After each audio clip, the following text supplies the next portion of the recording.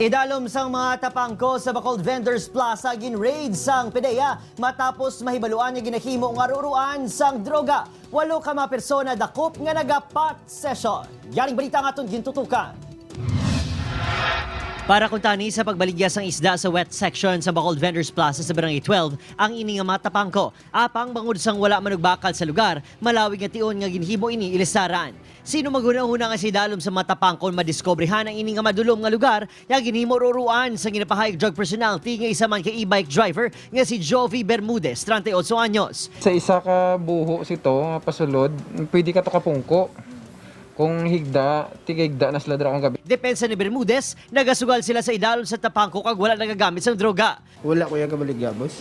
Gabiyahe ko yung e-bike. Magluwas kay Bermudez, ginaresto man ang 7 ka mga kalalakihan. Ang iban sa ila, illegal settlers sa Vendors Plaza. Kag ang iba naman, residente sang kaiping nga barangay. Pulo ka gramo sang suspected shabu ang na-recover sa ila. Si Camille, ang isa sa mga nag-isar sa idalom sang tapangko. Ang bana sining si Gian, ang isa sa mga nadakpan sa operasyon.